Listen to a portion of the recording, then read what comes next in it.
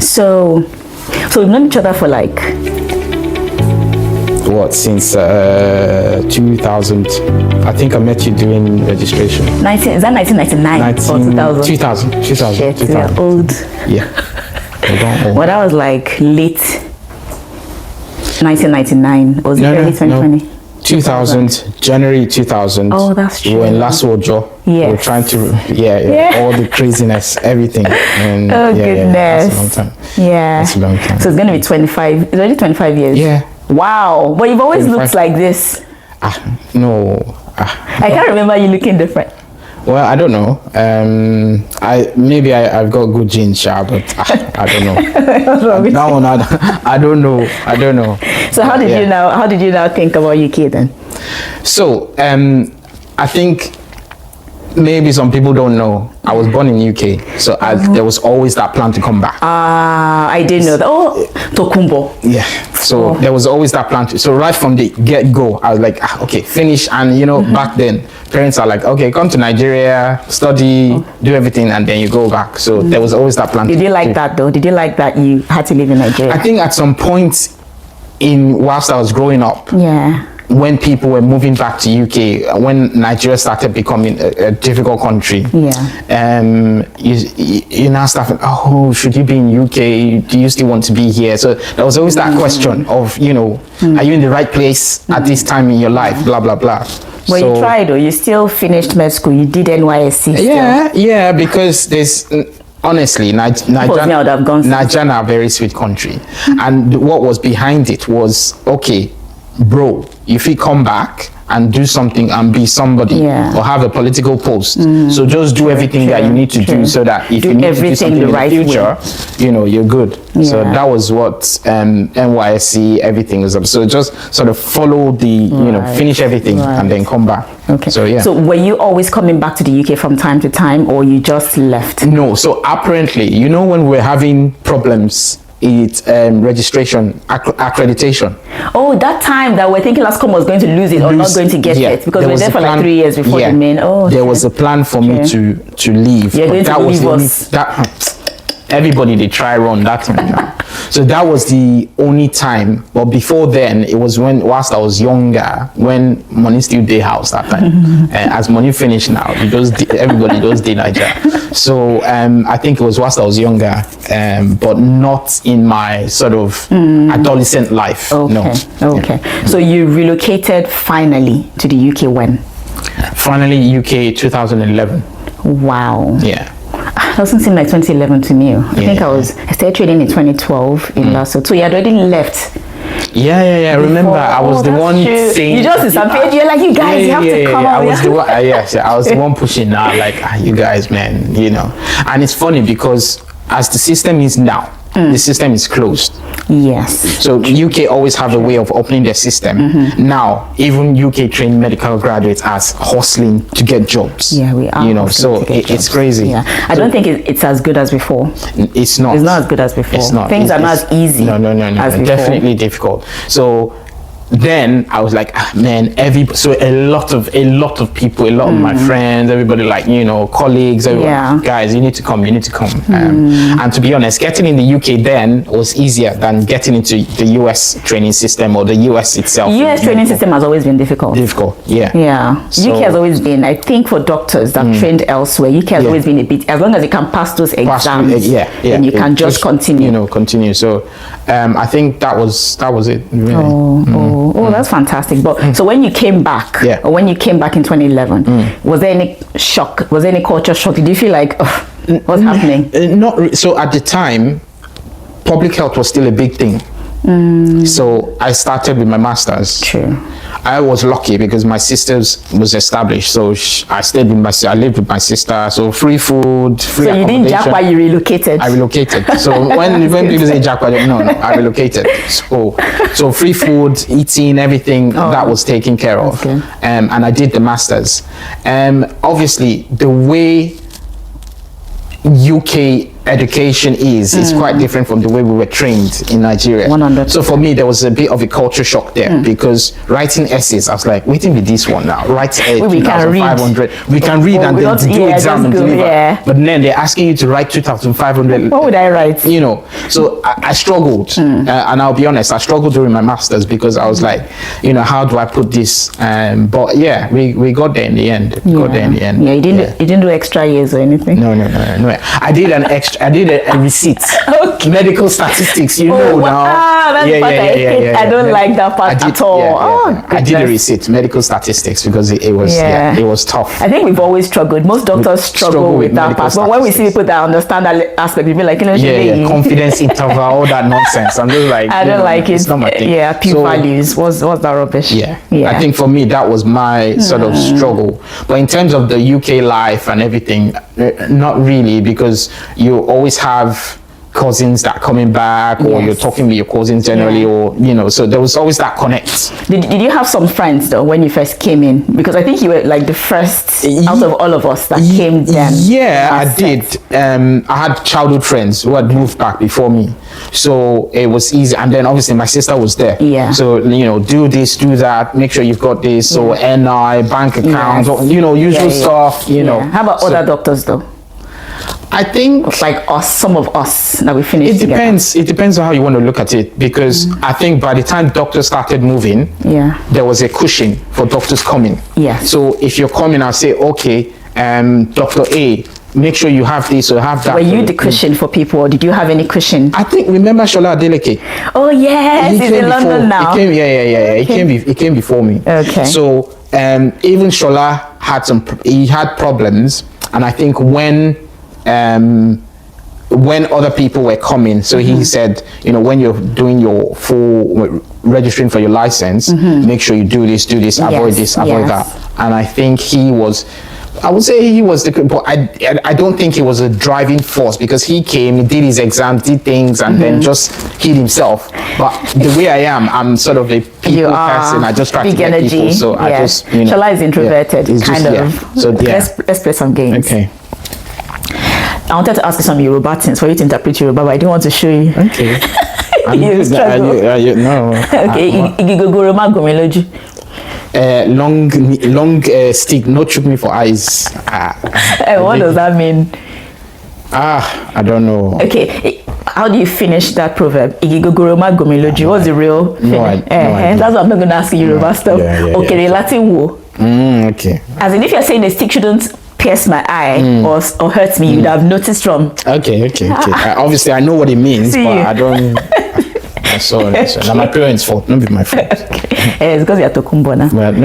I'm going to milk that Tokumbo for a long time, because it never clicked. I've always known that Tokumbo, but you know, I'm like, Yeah.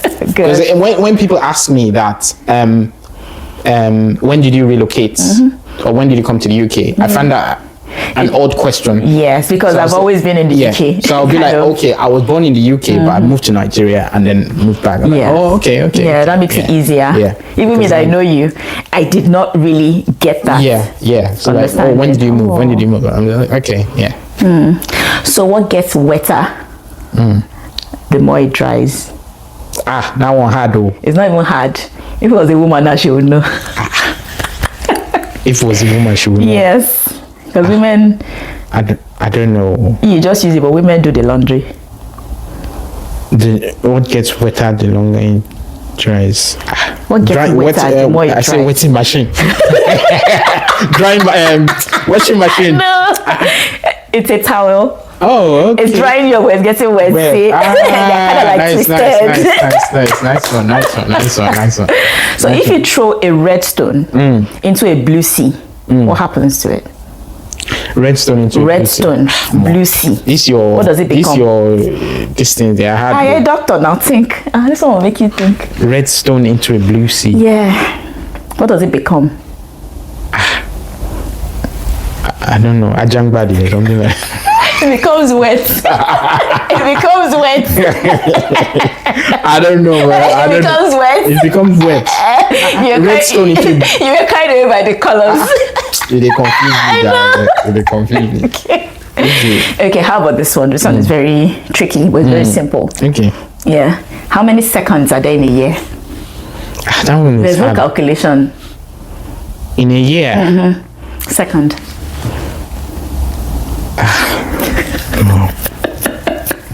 How many hours in a year? It's not time related. I've given it away. Second. You know, I didn't say seconds in a year. I said second. Like 2nd of January, 2nd of February. Oh, 12. I gave it away. 12. So would you rather Beyonce or Rihanna?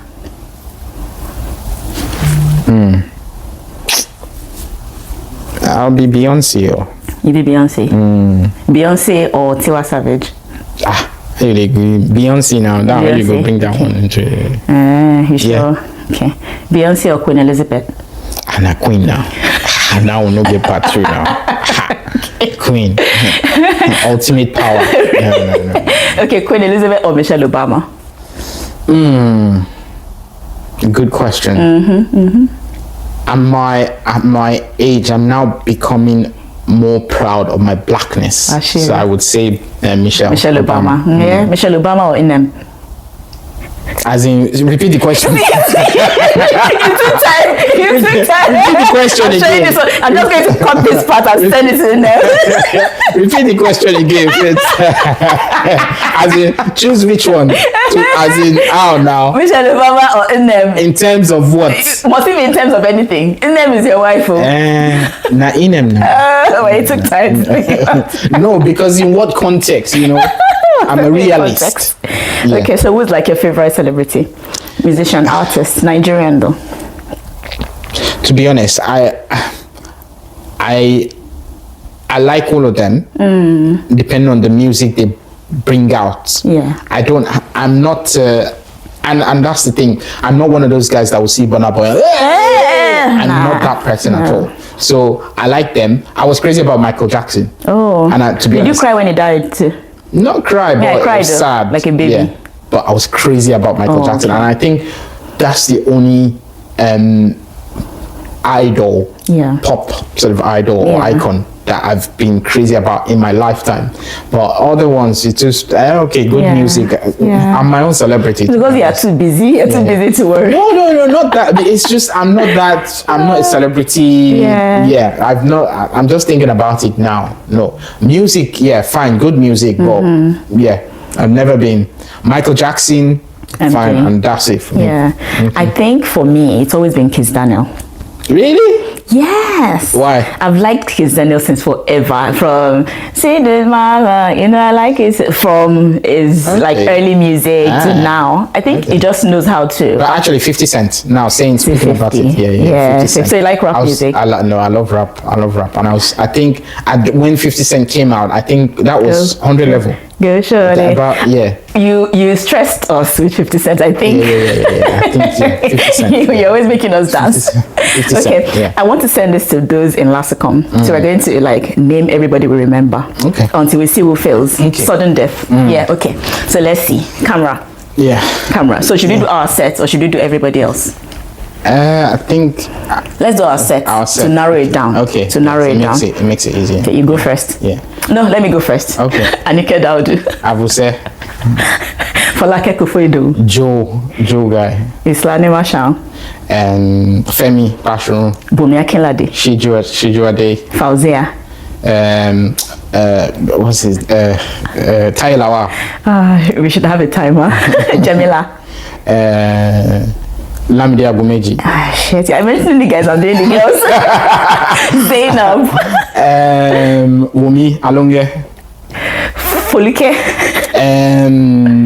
Have you mentioned Fauzia? Yes, I have. Have you mentioned Shijuade? Moyo, sorry. Mojiko. I want chap. Yes.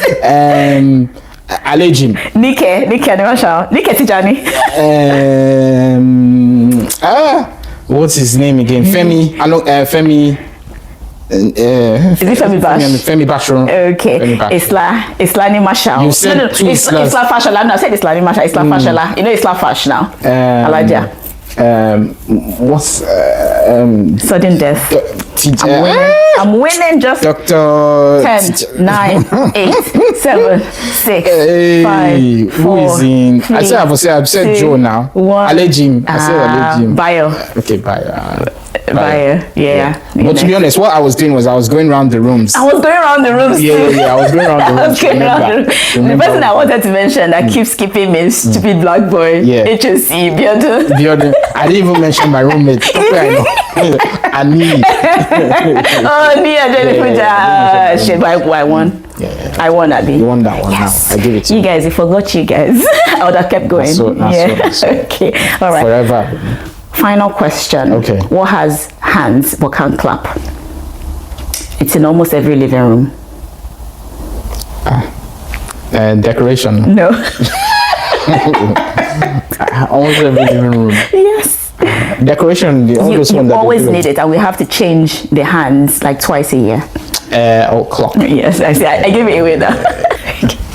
So I know since you've been here, you've bought a few properties, and I've always struggled to understand things about property, and I'm sure there are many people like me as well, because you know that doctors are like the worst managers. Absolutely. We have no clue when it comes to managing money. We don't make much, in the UK, but the little that we have, sometimes we feel like I should do something with this money, but we don't know where to start from. So if you could explain to me in a very rubbish way, okay, so I can understand. Basically, I have this friend who is into properties, and he was the one that got me into properties. Right. And there was a time I was working, and I was local, and I would say I was making money in my own head. I was making money, and I had money in the bank. Right. And I was like, Tokes, do you know that this money you have in the bank is not making money for you? It's not working for you. So why are you keeping money in the bank feeling like you have money rather than investing the money? So I'm not a risk taker. I'm not. Me too. But when he sat down and explained everything, I said, okay, so what's the safest thing to do? How do we get this money yielding more money for you? Okay. Property. And then he was doing stuff then, but I'm that sort of person. I don't like because money can come in between friends and spoil the friendship. Yes. So whilst he was asking me to invest in his own business, I said, look, I'm going to start my own business. Good. So I set up my company. I did a few things, spoke to my mortgage advisor and everything, and she's like, okay, you want to start a business, you have to do it in a property, in a company name, for tax reasons and everything like that. So the first thing I did was to start looking. Obviously, the mortgage advisor, she's very good. She just got a decision in principle for me. And then I started looking, got the property, and then obviously looking for lenders. And that decision in property is that one that they first give you before to check what your finances are like, or the value of the property? That's basically go and look for a property. Oh, okay. This is how much you can get to be able to okay. So that's basically go and look for a property. Right. So so I did that, got the first property, and it's always sweet because you're not doing anything, and money is just coming in. Really? And money is coming in every month. Oh, okay. So and I felt this is not a risk. This is good. Yes. Now, in the first property, I think I put about between 45 to 50,000 pounds in the first property. What year was that? This was in 20. When did I get I think it was 2021. Oh. 2020, so quite recent. Taking risks. 2021. And then yes. I was like, oh, this is good. So then I got the next one and the next one. And what I'm trying to do now is build a portfolio where money is coming in, because we're not getting any younger. We need to think about our retirement. Oh yeah, we need to retire in like 5 years. I did tell you. We need to no more retiring at 60, doing hustling at 65. We need to So basically, that's how I sort of built my small portfolio, but taking risk, investing there are a few things you need. You need a good. So right now I have my team. Yes. I have my legal team. Wow. I have the mortgage advisor. Wow. So anything, and then I have the people that work for me. So if there's any problem with the property, the property managers. Yeah. So the agency. So they Connells. I use Connells. So they do all the work for me. So if there's anything that needs to happen, managing the property, they sort that out. When I get a new property, the lawyers sort it out, and then the mortgage advisor is there for me saying, okay, Tokes, we're ready, you can go for your next property, that sort of thing. So have you made any mistakes though? The first one, did you make any mistakes? I think my mistake was, there's one crazy tenant I have now. Oh God. Because what I should have done was not buy the property whilst the tenant was living in. Yeah, all those living tenants. Yeah, so that was the mistake. Like a council person. Now the tenant is proving very difficult and does not want to leave the property, and she's trying to turn the property into sort of a for the what's it called, for the government to sort of pay like a council. That was the mistake I made. Okay. So my advice in general is if you're investing in property, always make sure you're not buying one that has a tenant already in it. But even if you don't buy one that has a tenant in it, how would you be able to kind of like filter and find a good tenant? Because there are crazy people out there. That's where the agencies come in. Okay, so the agencies, you pay them, and they can be a bit greedy sometimes, I think, I don't know. But they do all the groundwork for you. So they get the tenants, they do the reference check, they do all the credit check, they do everything to make sure that the tenant can afford the property before. So it's very, very unlikely. Very unlikely. For the other properties I got, I've not had problems with the tenant. But this particular one, just, problematic. With how UK is now, I think it's going to be much more difficult for people to buy properties because, the tax rates, the properties themselves. It is, I agree. It's all going up. And I think what you need is that your first push for your first sort of, and it depends on what you're doing. So because of the nature of our job, I don't have the time to say I'm buying a property and redoing it and selling. I don't have, and that's why I need to buy it. Buy to let. Maybe in the future there will be that where you're buying properties, doing it up and selling. But for now, for me, it's just buy to let. So there isn't that time. But what you need is your first push for your first, and for us, if we're not doing anything else, where does the money come from? It comes from our job. I was just going to ask you that. How do we finance such things? For me, how I financed it, I was working hard, doing extra hours, hustling, trying to get money left, right, and just center. To do the first one. Just to do the first one. That's how I financed my first one. And then, obviously, you do the second one, and from there, from the money you can get more money to put into the other ones, and that's how it sort of works. But the first major one is that's the main thing, because on the average now you need about 50 grand, not less than 50 grand, and you're looking at that, and that's just for a maybe 1 to 2 bedroom, and that's even a small place. It's much more expensive now. It is. It's gone up. The property market is difficult, and it's more difficult for first-time buyers. But let's say now the thing is, the bank will always give you money if you're they will if they do your affordability and everything, and they see that you can pay back, they will give you money. So the first-time buyer will struggle. The first-time buyer will struggle, but the person that has 5-6 properties that wants to borrow more money, they would easily get money, because they know that you have chains of properties. So would that be kind of like your advice for people that want to buy like the second and go to the bank? Absolutely. Have a good mortgage advisor, and then obviously go to the bank. The bank will borrow you money. What they've always done for me is, what my first property, like, this guy doesn't have experience. How is he going to manage? How is he going to? So I think that's where my mortgage advisor was very good, and she pushed for me, and the lenders came through. And then subsequently now it's just like, okay, how much do you want to finance this mortgage you're going into? And then would you advise somebody from Nigeria, or someone living in Nigeria or elsewhere, would you advise them to buy properties here? There is that.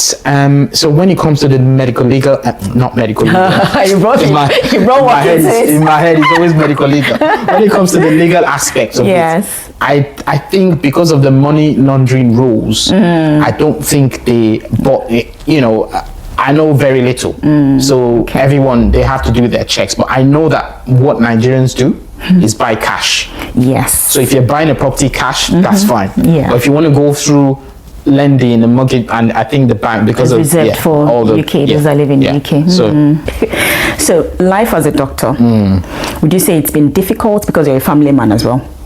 Yeah, I think it is difficult. I think at some point in my career I had to work away from home, and that put a lot of strain on my marriage, and obviously my relationship with the kids. But overall it's been rewarding.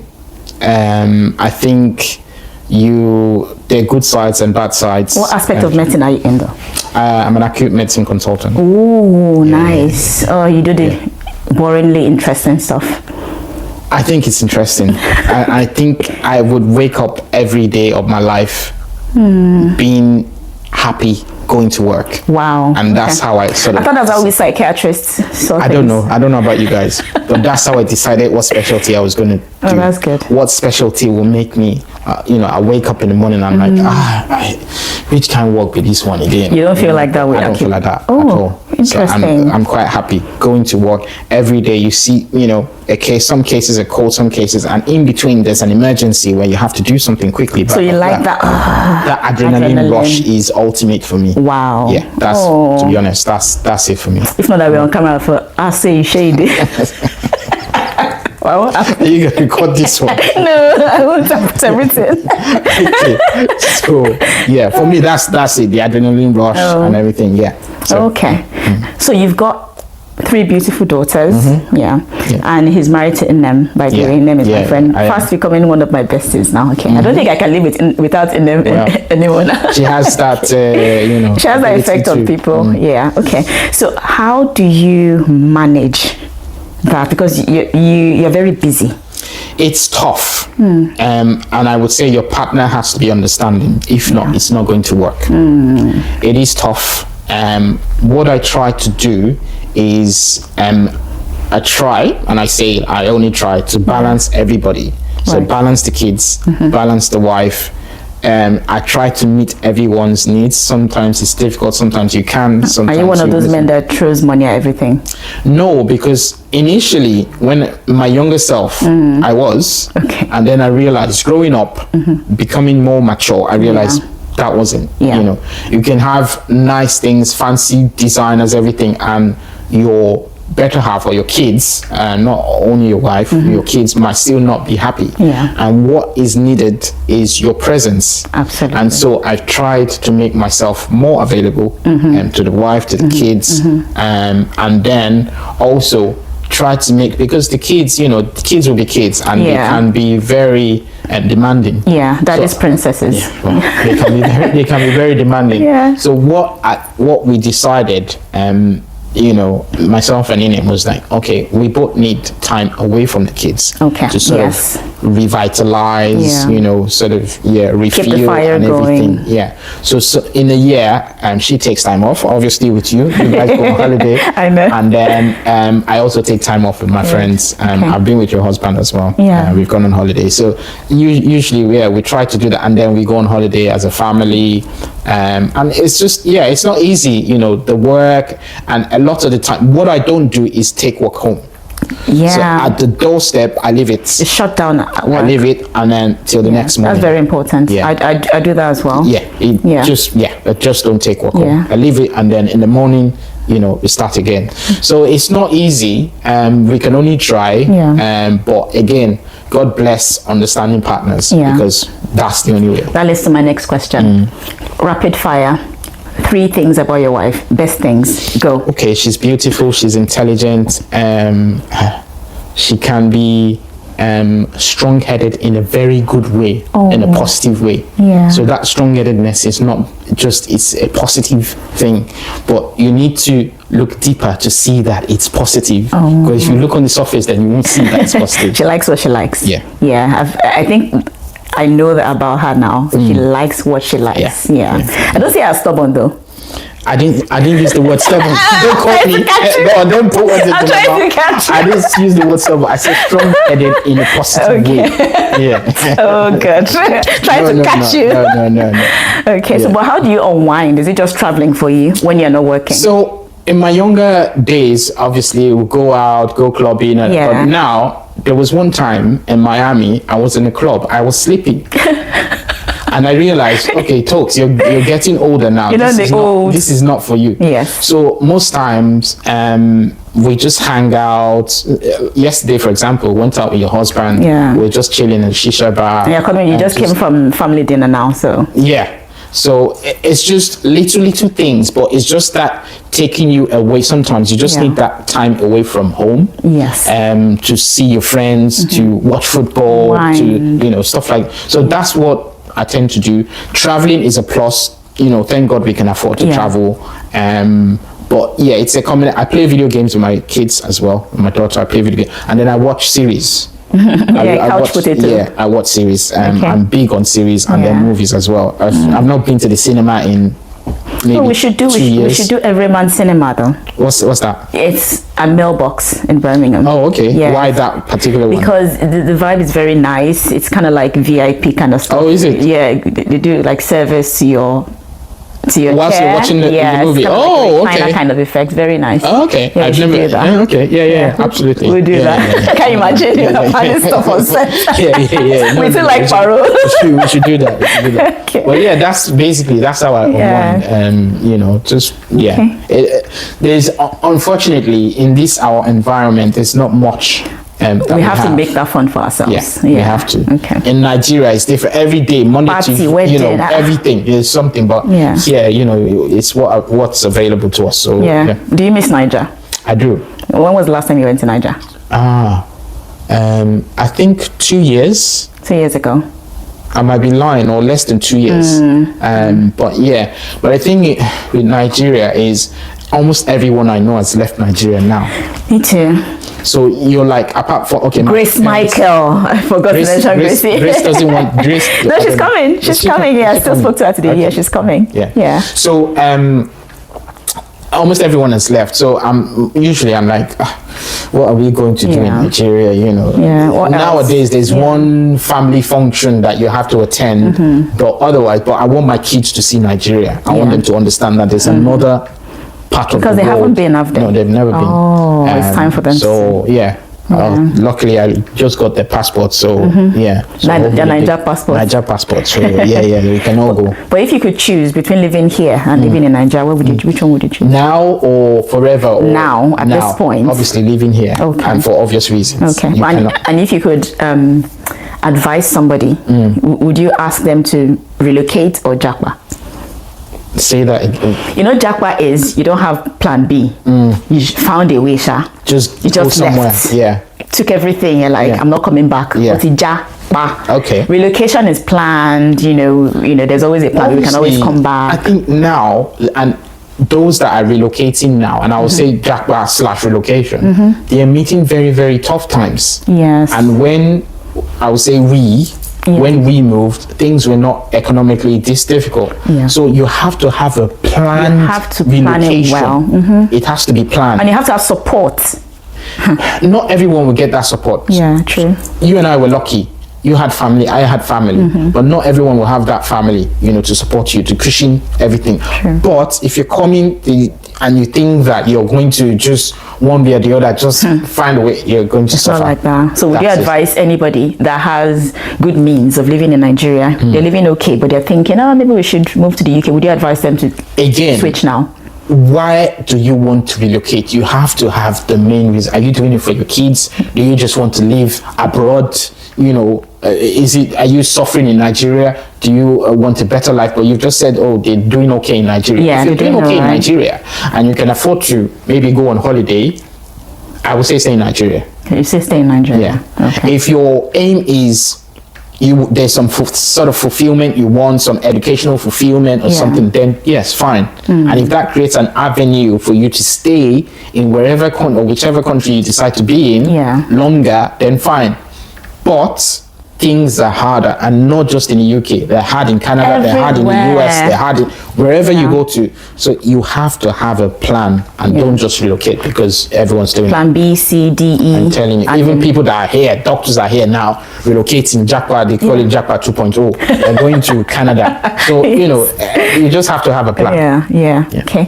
I've enjoyed having you on the show, but my last question is, let's go. If you could do anything else apart from medicine, what do you think I'll be a DJ. I've been thinking about it. Really? Yeah, I've actually been thinking. That was a very easy question. I've been thinking about it. I've been thinking about getting a DJ set. You know, I used to be a DJ. Because when we were in school, you were like, we were both social directors, but you were doing the music and always go, nice. So would you get like all the DJ set, everything? Wow. I think I have that talent, but life has just not put me in that phase. Well, you can start it like a hobby first. Yeah. That's what I plan on doing that. So it's your career that is stopping you? No.